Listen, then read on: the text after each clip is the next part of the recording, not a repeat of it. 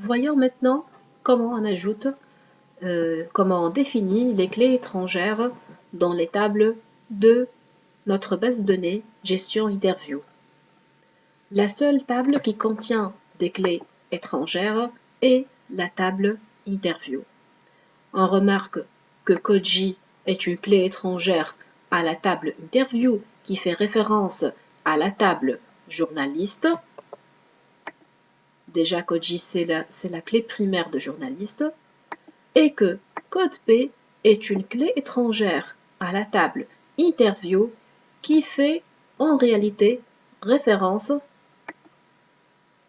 au champ ou bien à la clé primaire code P de la table personnalité.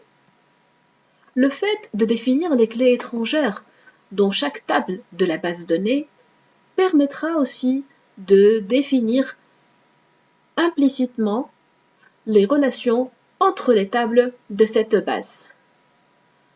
Donc, voyons maintenant comment on ajoute ou bien comment on définit les clés étrangères de la table interview, à savoir code J et code P. Procédons comme d'habitude en créant une requête. Ouvrons l'éditeur SQL. Rappelons-nous toujours que la commande permettant de modifier la structure d'une table, c'est alter. Donc, on va écrire alter table, puis on écrit le nom de la table qui est interview. Maintenant, on va écrire add constraint. On donne un nom à notre première clé étrangère, par exemple F1. Puis on écrit foreign key.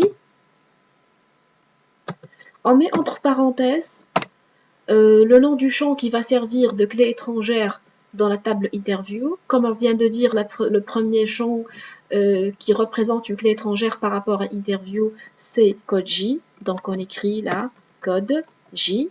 On écrit maintenant le mot-clé references journaliste entre parenthèses de code J. Voilà donc la première requête permettant de définir la clé étrangère ou bien le champ code J comme clé étrangère dans la table interview.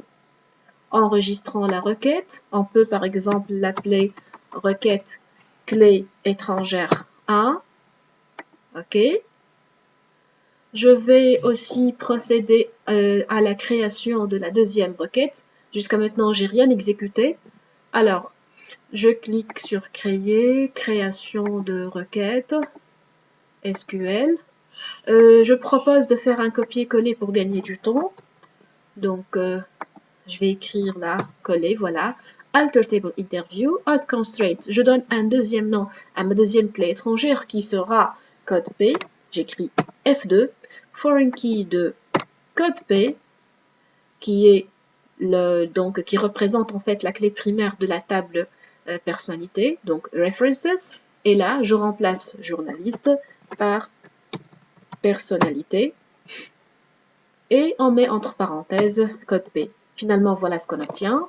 Alter table interview, add constraint F2, foreign key de code P, references, personnalité de code P. C'est-à-dire que cette clé étrangère, elle fait référence à la table personnalité dont la clé primaire est code P. Enregistrons maintenant la requête sous le nom, par exemple, requête clé étrangère 2, donc RCE2. On clique sur OK. Bon, je rappelle toujours que le fait de définir les clés étrangères permet de créer les relations. Vérifions avant d'exécuter ces deux requêtes si les relations sont déjà créées. Donc, outil de la base de données, relations.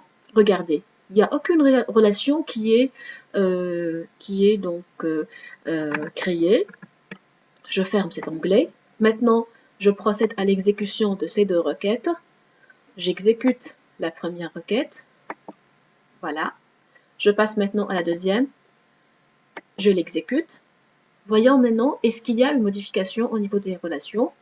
Je clique sur outil de la base de données, relations, et voilà donc que les relations entre les tables ont été créées grâce à l'exécution des deux requêtes permettant de définir respectivement code J et code P comme clé étrangère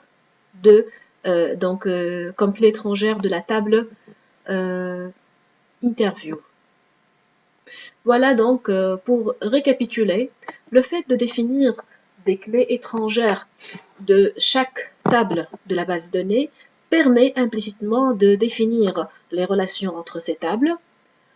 Pour ajouter des clés étrangères à des tables qui sont déjà créées, on utilise la syntaxe suivante, alter table, on écrit le nom de la table, puis on écrit add constraint, on donne un nom à notre clé étrangère, c'est un nom qu'on peut donner selon notre choix, l'essentiel que ça soit significatif.